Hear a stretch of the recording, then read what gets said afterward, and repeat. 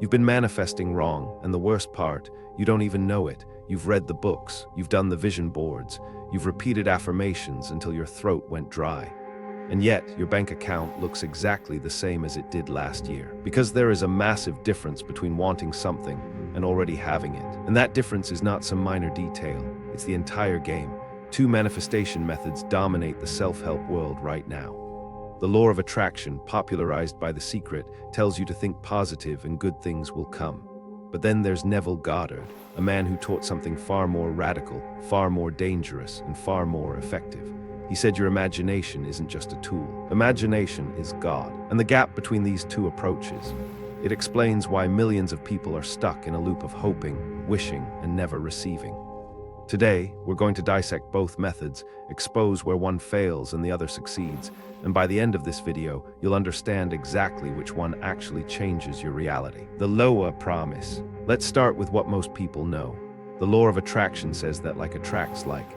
Think positive thoughts, vibrate at a high frequency, and the universe will deliver your desires to you. It sounds beautiful. It sounds empowering. And when The Secret hit the mainstream in 2006, millions of people believed they had found the cheat code to life. The predominant thought, or the predominant mental attitude, is the magnet. Visualize the car. Feel grateful for the money you don't have yet. Write checks to yourself and wait. The problem is that the waiting never ends for most people. See, the law of attraction, as it's commonly taught, has a fundamental flaw baked into its very structure. It keeps you in a state of wanting. Think about it.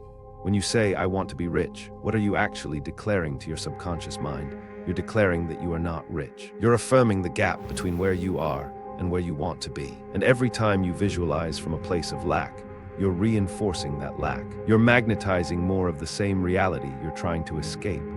But what if there was someone who saw this flaw over half a century before The Secret was ever published? Neville's radical claim. Neville Goddard was a Barbadian mystic who taught in New York from the 1940 through the 1970, and his teaching was simple but absolutely radical.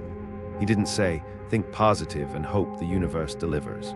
He said something that shook the spiritual world to its core. Assume. Assume the feeling of the wish fulfilled. Not hope for it, not ask for it, not beg the universe for it. Assume it as already done. Neville taught that your imagination is not just a creative faculty, it is the creative power itself. Imagination creates reality. When you imagine something vividly enough and you feel it as real, you are not requesting anything from the universe. You are operating as the universe. You are God, pushed out into human experience, using your awareness to shape the fabric of reality itself. Now, if that sounds extreme, good, it should.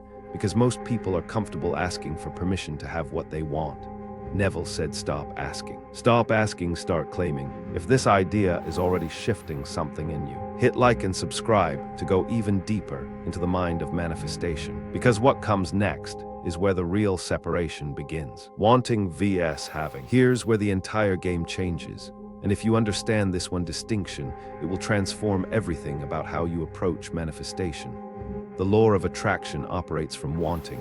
Neville Goddard operates from having. Read that again. One method keeps you reaching, and the other places you at the destination. When you practice LOA the traditional way, you visualize what you want. You create a vision board of things you desire. You affirm what you wish to become. But the emotional state behind all of this is yearning, longing, reaching for something outside of yourself. And your subconscious mind, the part of you that actually creates your reality, doesn't respond to your words. It responds to your state of being. If your state says, I am lacking, then lacking is what you'll continue to experience. Neville flipped this entirely.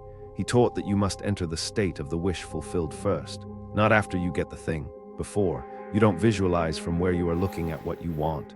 You visualize from the end as if you already have it. The difference is the direction of your imagination, and that direction determines everything. But most people miss the exact technique that makes this work, which brings us to something Neville considered his most powerful teaching. The bridge method.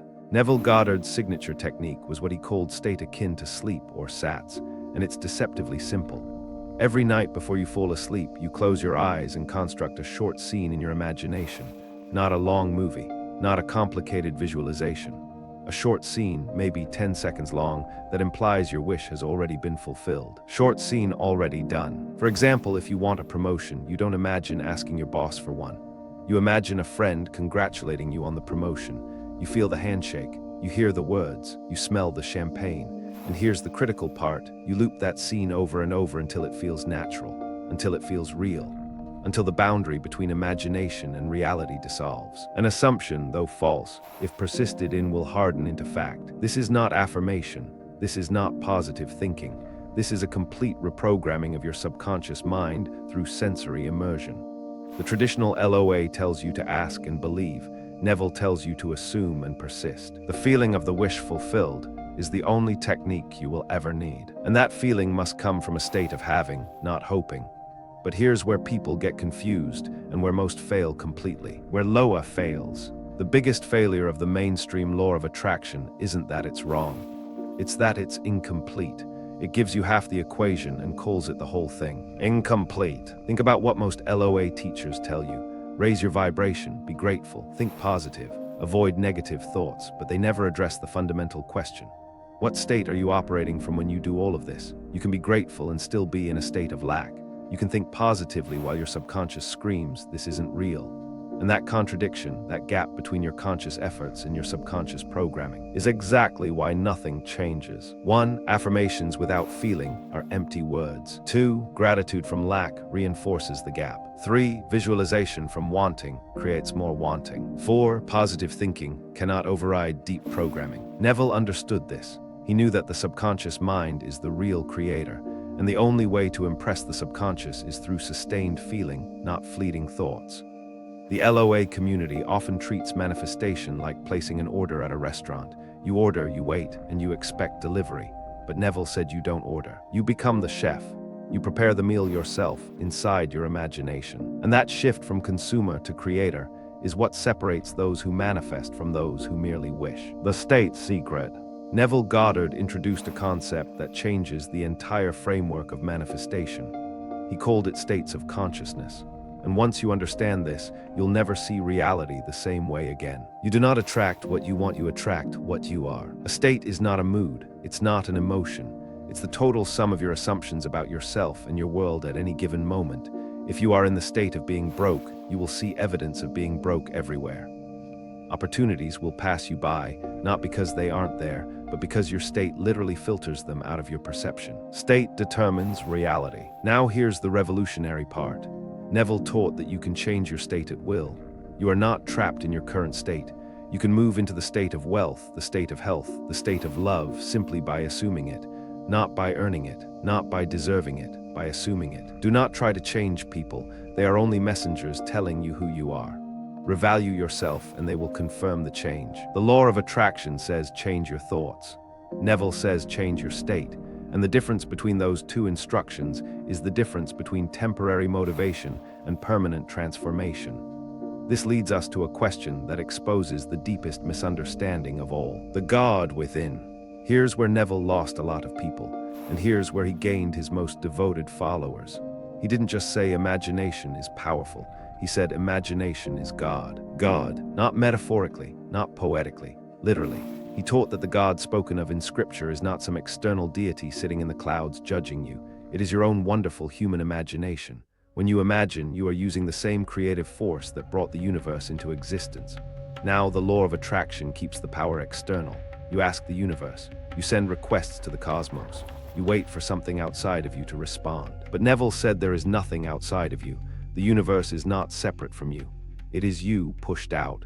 Every person, every event, every circumstance is a reflection of your inner assumptions. You are not in the universe. The universe is in you. This is not New Age fluff. This is a complete inversion of the power structure. The LOA practitioner is a beggar asking the universe for crumbs. The Neville practitioner is the creator writing the script. Creator, not beggar. And when you step into that identity, manifestation stops being something you do. It becomes something you are. But knowing this intellectually isn't enough. There's a trap that catches even the most devoted practitioners. The doubt trap. Both the law of attraction and Neville Goddard's teachings share one common enemy, and it destroys more manifestations than anything else. Doubt. That quiet voice that whispers, this isn't going to work. But here's where the two methods handle doubt completely differently. The LOA community tells you to fight doubt. Replace negative thoughts with positive ones. Monitor your thinking. Catch every negative belief and flip it, but this creates an exhausting mental battle. You become a thought police officer, constantly surveilling your own mind, and what you resist persists. The more you fight negative thoughts, the more power you give them. Fighting doubt only makes it stronger because attention feeds everything. Neville's approach was radically different. He didn't say fight doubt, he said ignore it. When doubt arises, you don't argue with it, you don't affirm the opposite. You simply return to the state of the wish fulfilled. You replay your scene, you re-enter the feeling. Persist in your assumption, and it will harden into fact. You don't need to eliminate doubt, you need to outweigh it with persistence.